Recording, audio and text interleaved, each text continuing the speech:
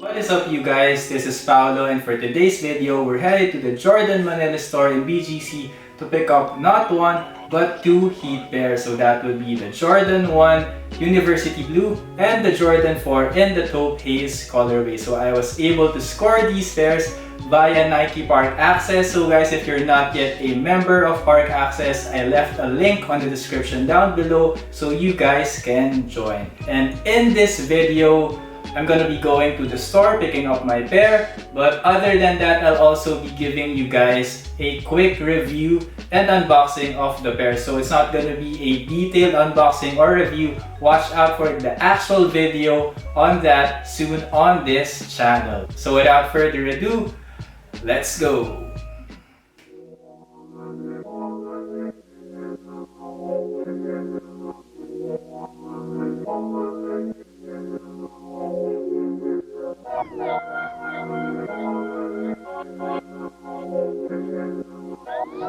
Thank you, AJ.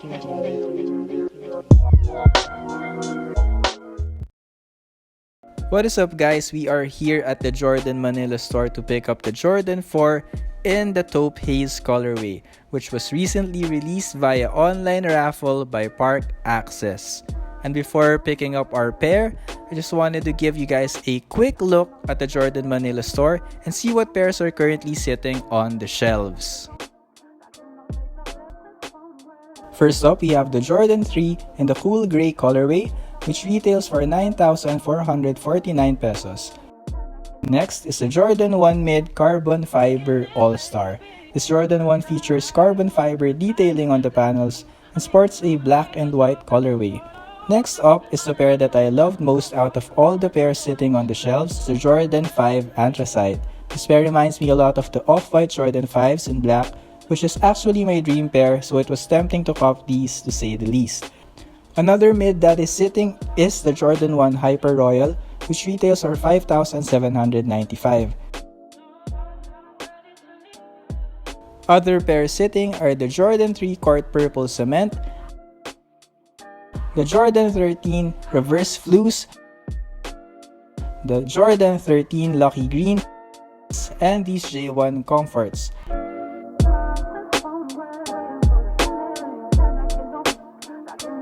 Lastly, they also have these Jordan 1 mids in the white, yellow, and black, and the black, white, and red colorway.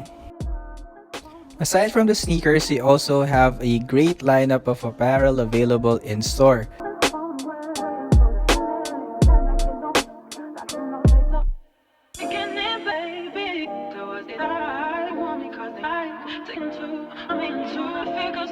My personal favorites are this vintage looking Jordan tee that looks straight out of the 90s and these awesome track pants in this beige and brown color. One other thing to note is that they also carry the Russell Westbrook collab with Face Tasm. I super love this coat from the collection, but the steep price tag of almost 17k is a bit too much. Actually, really too much for me since I won't be able to use it here in the Philippines.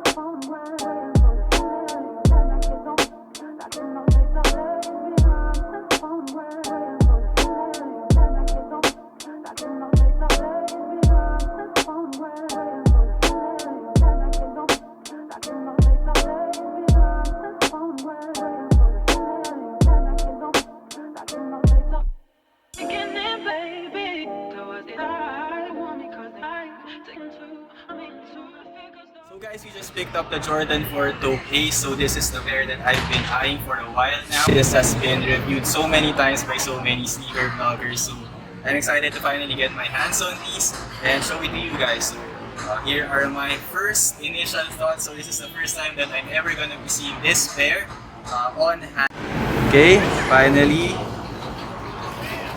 This we have. Boom! Whoa! Wow, it looks so different in person. So here we have the Jordan 4 Taupe Haze. So first impressions, I'm really liking the shade of brown. So sa videos that I saw on YouTube, I didn't really like the shade of brown much. Parang it had this reddish tint. It still has a little bit of reddish tint to the brown, but it's not as bad as I thought it would be. So first off, I really like that shade of brown, the color. And next is what really stood out to me is yung ganda ng suede material niya. Sa photos, actually hindi ko talaga nakita na it had this much suede in it. So ang ganda ng details there. And this cracked material also, which was actually a point of contention to some people. A lot of people, they really didn't like this cracked material on the leather. But now that I see it on hand, I actually really like it. I like it when sneakers have this aged look to them. I don't know, it's just me, it's my own personal taste. I also like the hits of infrared or orange here. And honestly, it just looks so much better in person.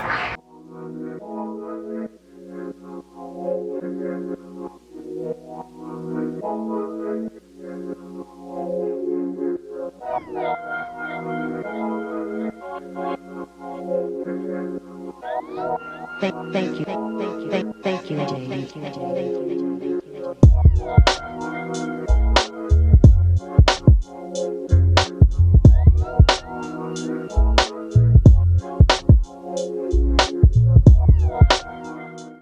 Okay, so my initial thoughts are, it feels great. Wow. It smells great. Pero for reals, I didn't think the brown would be this good. It looks kind of like a brown gray, in my opinion. I think if I were to rate this shoe, I'd give it an 8 out of 10. Wow, 8 out of Because the 10. details. Like, that's the thing for me when it comes to a shoe. It's all about the details. So look at the leather, look at the crack. This is suede, I'm not sure. Look at the black detailing. It's like you feel the money that you're. Wow. Can you feel me?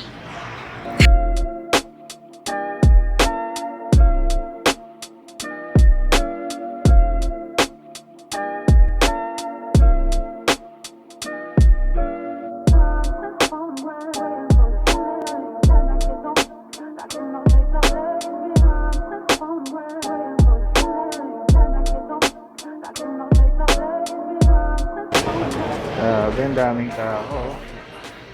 Lahat nag-aabang. Everyone's waiting to get in. What's up, guys? So we're here again at PGC. We're headed to the Jordan Manila store to pick up the Jordan 1 University Blues. And we have a special guest with us. Frankie! Pakita mo yung jersey mo, Frank. I'm a bulls today. Yeah. So guys, let's go.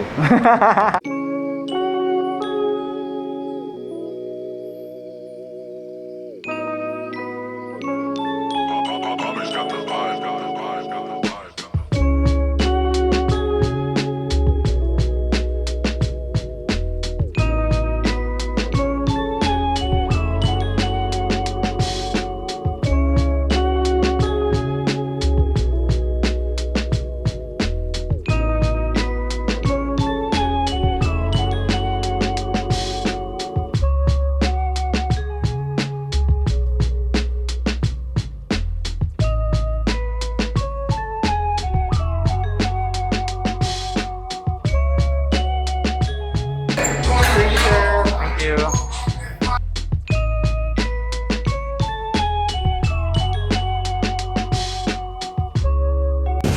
Hello. Okay naman. Frankie.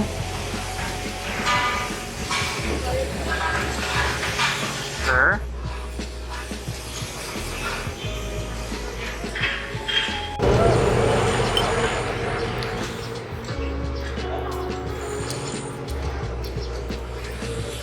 Hello, I'm the hot, supportive wife of Paula. Joke lang guys. I'm just supportive.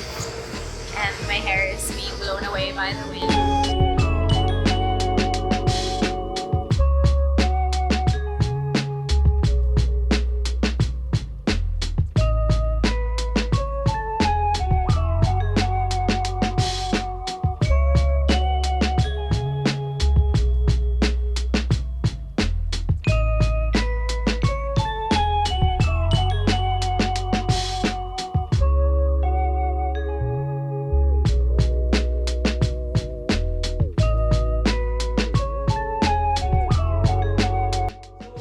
We are here back at home, so honestly I didn't really have the energy anymore to shoot the quick review after copying the pair, and it was also so noisy in BGC and it was already dark, so I'm just gonna give my quick review right here. So to be totally honest with you guys, I was a little bit disappointed when I first saw the pair. Of course, it's still a great design. I love the hits of University Blue, the light blue there. I think it's gonna be a great pair to style. And of course, it's a classic Jordan 1 silhouette, so you can't go wrong with this one. But the pair that I got, unfortunately, did have a few quality control issues. So the craftsmanship on this one left a little bit to be desired. So I'm gonna expand more on that on the actual review video. So guys, that is it for the first ever vlog on this channel. If you like this kind of content, please comment down below, and if you have any requests for videos, any how to style videos, any sneaker reviews, again, please comment down below. And guys, if you haven't subscribed to the channel yet, please do subscribe. I would highly appreciate the support. I'll be dropping a lot of sneakers, streetwear, and style reviews on this channel soon. So that is it for this video. This has been Paolo, and this is Frankie. Peace. Hello everybody, I am Franco and I am a sausage and I like to bite. Yum yum yum yum yum yum yum. Show my legs, Dada, show my legs.